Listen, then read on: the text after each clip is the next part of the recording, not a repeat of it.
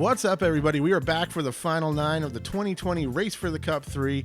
I'm the Disc Golf Nerd, and I am here with Scott Withers. Scotty, you're in the lead. We're heading into the back 9, and what are you thinking here? Is it just cruise control, or are you just going to keep trying to get as many birdies as you can, or you just want to just hold on to what you got? Yeah, I don't tend to let up. I want to birdie every hole that I'm out there playing. I had a shift in mentality a couple years ago, and I was like, I'm done laying up on anything. I'm going to try to make every putt that I look at. And that attitude hopefully leads to not just winning by 7 or 8, but winning by 10 or 11 or 12 going through it. But there's some tough holes on this back 9, and you got to throw good shots if you want to stay out of trouble. So we'll see how it plays out. Right on. And heading into the back 9, we have a little bit more of a battle for second place at this point, with you quite a bit out front, sitting at 4 down on the front 9. Pretty clean there. And here we go with hole 10. Yeah, hole 10's tough. I don't know if the camera quite does justice how low the cover is on the right side. I'm not very good at throwing low shots, and I just really struggle with low backhands. I was going through a stretch here where I was throwing my Exodus on like every hole, and this one I'm just trying to throw a little Annie. It comes out just left of target, but I finally got the height right, and it got through, and I wasn't throwing an upshot from 100 short, which I feel like I have the last 20 times I've played this hole. But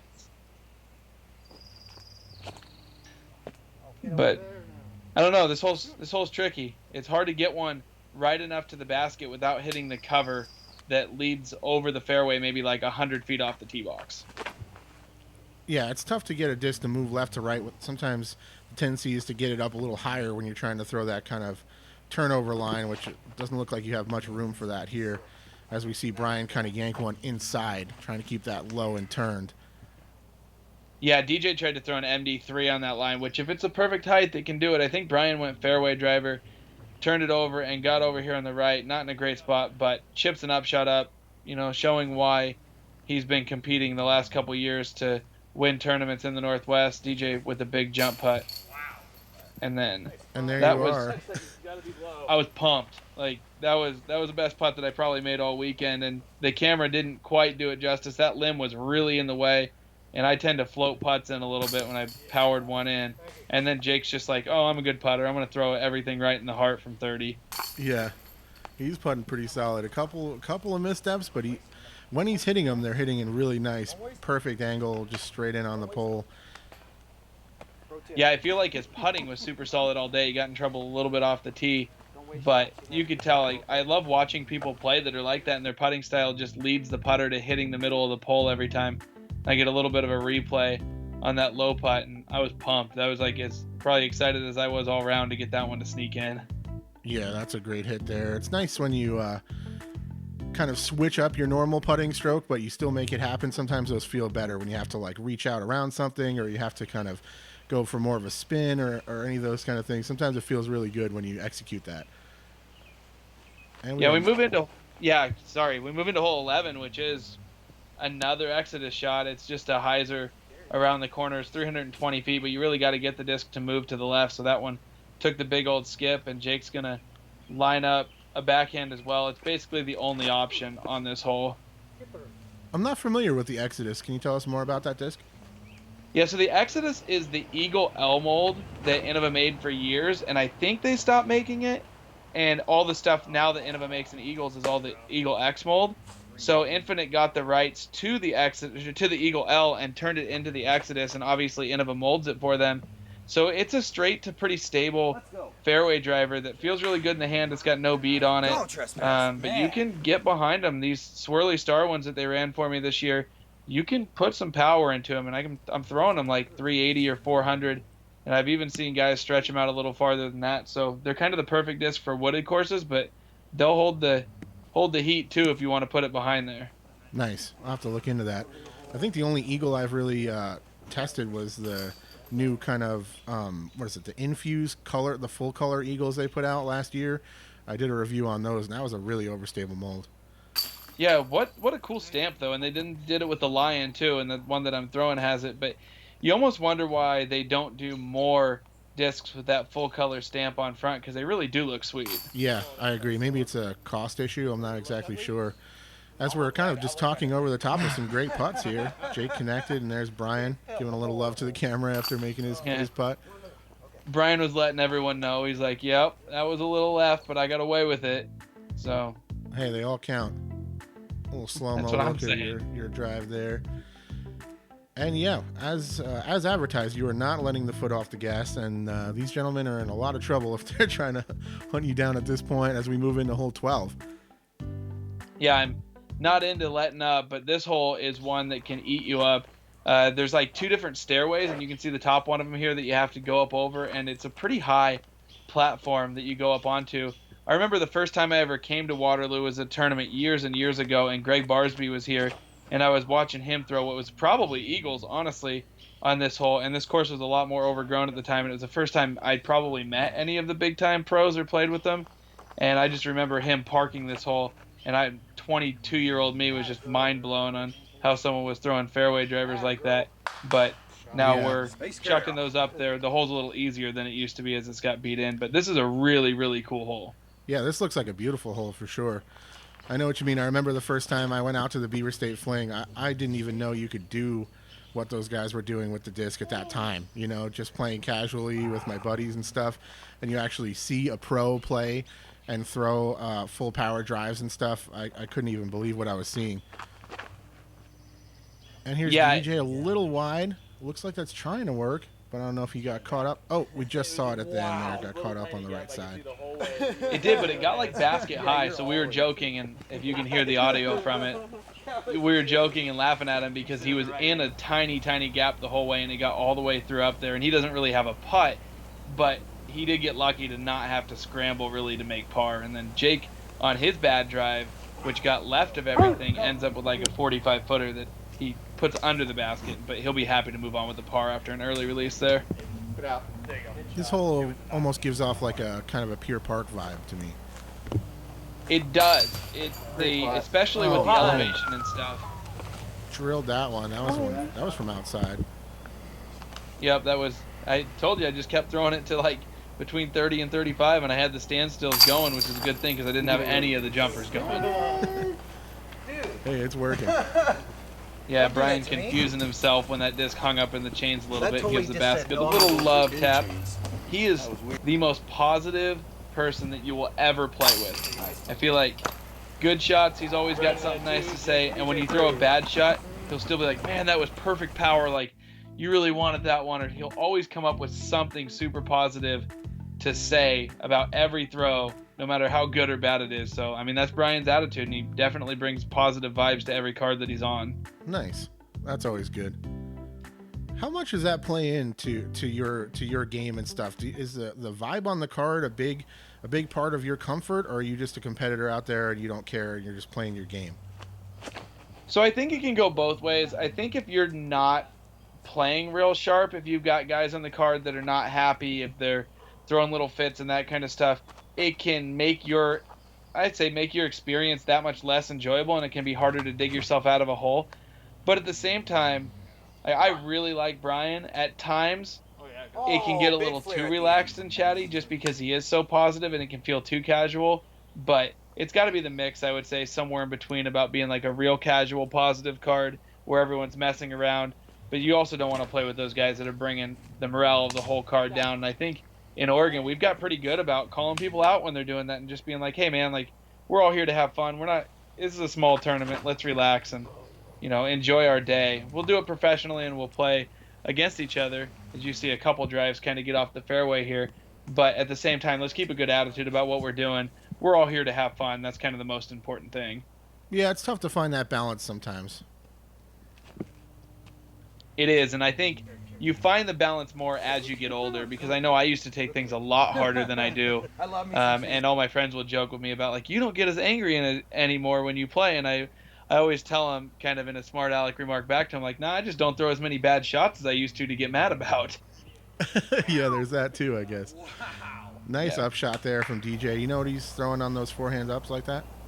Yeah, that's a glow gator. It's a flat. One of the regular glow ones is I airball another jump putt. But he had to pitch out of the woods. He buried one left. Did the really smart thing by just laying it back to the fairway, and then threw a good upshot and will save his bogey. And Brian's drive was just a little bit right, but he'll take a par from there. Jake with another strong connection. Really, Yep. really solid on the green today. Yeah, cool to watch. It kept him in the hunt for second place for sure.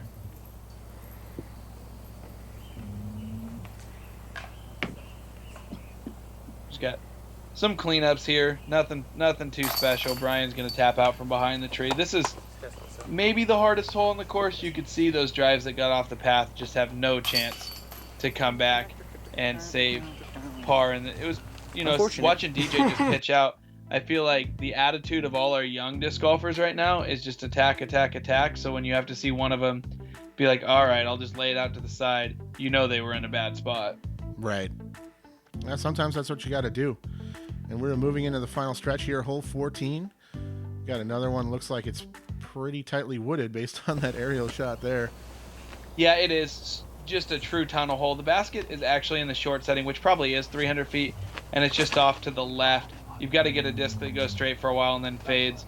You're not trying to turn it over right into the stuff, but I did take a good kick back out in the fairway and some claps for myself on how good that release was.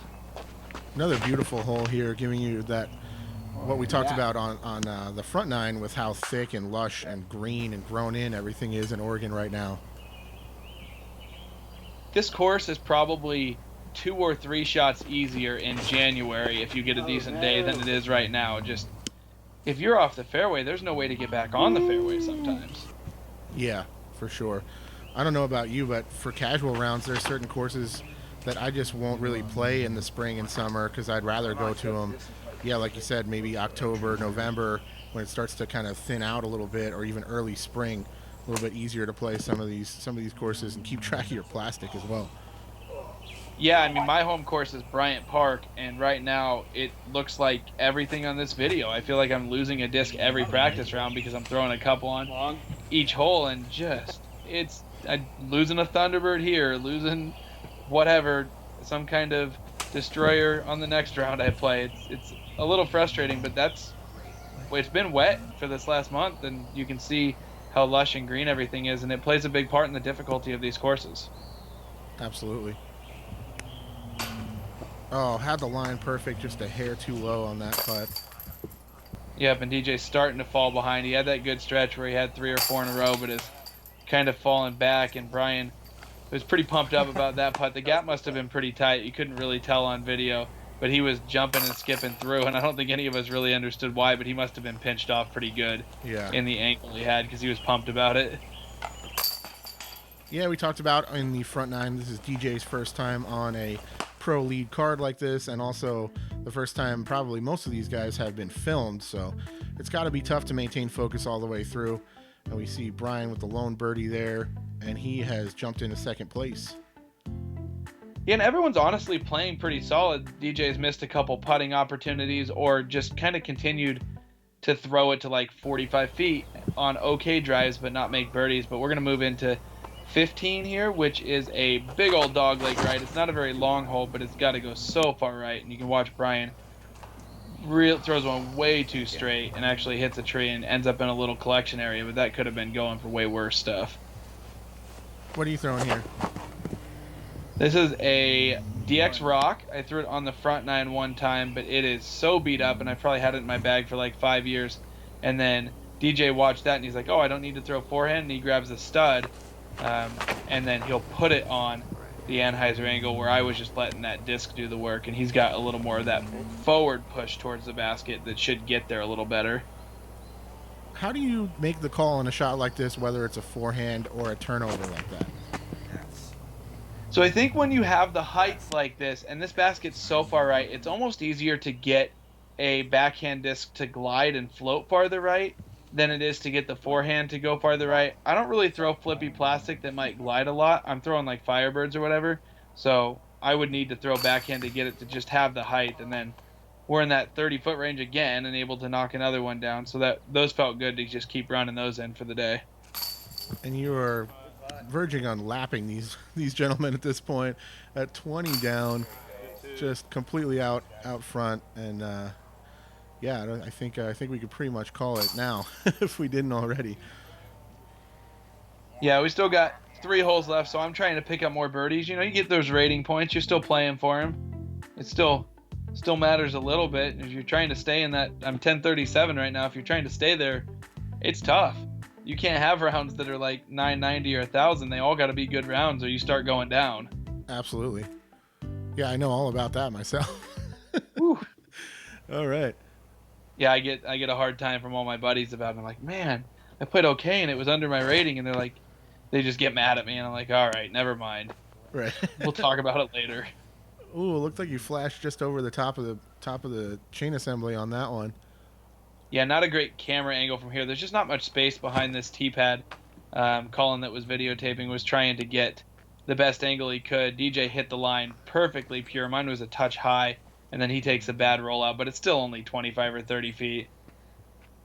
This looks like it's very conducive to the forehand if you have it, because you're looking for more of that sharp around the bend. Yeah, correct. And I don't know how much you throw forehand, but I feel like it's easier to hit the initial gap with the forehand if you can throw both ways. Yeah, that makes sense. I have almost zero forehand. Maybe one day we could connect for a lesson, and I can add some type of serviceable forehand to my game, because right now it is something very bad happened if I have to go to a forehand. I can show you how to throw a forehand like you throw a baseball sidearm, because that's about what I do. I just take overstable discs and roll my wrist really bad on them and let the discs fight back. There you go. Well, it's working. And there's DJ. That was for two, right? He definitely got up in there. That was no problem. Yep, so pick that one up, and then Jake... Ooh. Tried to jump out on him, but it got right, a little... that's the first time he got to hit the pole. A little friendly bounce there. And you are just in for another easy one here. Soft and left, and you go. Yeah, trying to figure out how I can miss that putt. I think we were talking about how it hit the basket. In between these tree shots, I don't know what this and then Brian with a great drive that ends up being like 10 feet. He pulled his drive a little far left and went around a couple trees, and once he did, it was absolutely perfect. He's finding a lot of lies in and around those trees like that. He's got to get in between some trees quite often. And he has now taken solo second place with that, moving to 10 down. And we just got a couple left to go here. What are we looking at for 17? 17's a very picturesque hole, kind of pure parkish, like you were saying for one of the ones earlier. It's got a lot of elevation and a drop-off. This is the easier of the basket settings on this one, and you're going to see there was some headwind coming up the tunnel, so I think most of us are going to go forehand here just to keep it out of the wind, but it's usually just a mid-range backhand or some kind of Firebird forehand like that, as I'm trying to slowly coax it to go over to the right. Is this a Firebird from DJ as well? It is. That's a Sexton, I think like 2019 Sexton, if I'm right. And he throws that thing really well, but the Sexton Firebirds aren't the most stable ones, and it didn't fight the wind quite as well as he would have liked, kind of turned it over into the stuff on the left. Brian knows if he can put this one close and get one here, he should be in a good position to hold on to second place.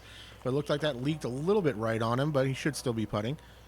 Yeah, he had the right distance, so he's still on the putting green. And then Jake's busting out this big forehand that he's gotten. This is kind of just a routine shot for his forehand power. He looks like he comes over on it a little bit with a nice overstable disc as well, and perfect little skipper. That should be no problem. Yeah, he threw a fast. I don't know if it was a boss or what it was, but whatever it was super overstable. It looked like the same disc from that you said was a boss earlier. I think it looked like a fly die or some such. Yeah, in no regard. He knew that thing wasn't going to move to the left. It was a big putt for Brian. No problem. Yeah, maybe a little jittery before he threw that. He was thinking about it. He was doing some self-talk, but he throws in that birdie, and then Jake's going to be cleaning up his birdie to stay within one of Brian going into the last hole.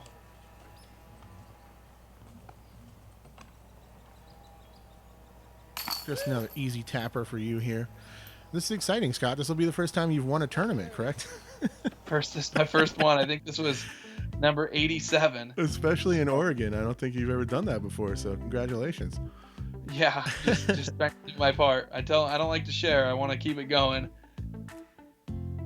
So we got pretty lucky through the coronavirus times and stuff, a lot of the courses in our area stayed open, so you were doing the social distancing, or I was playing by myself a lot, but I was able to continue to go out and play. Alright, So I got 17. the opportunity to kind of stay fresh when a lot of guys got shut down for a month or two. For sure. Yeah, that's huge. I didn't play for at least First 2 months, I experience. think, before I got back out.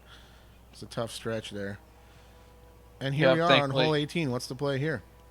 Yeah, this one's out to the left. Just a normal backhand, throwing the Exodus, and needs to get around the last tree. Doesn't, takes a kick. It's going to leave me with like a 45 or 50 footer.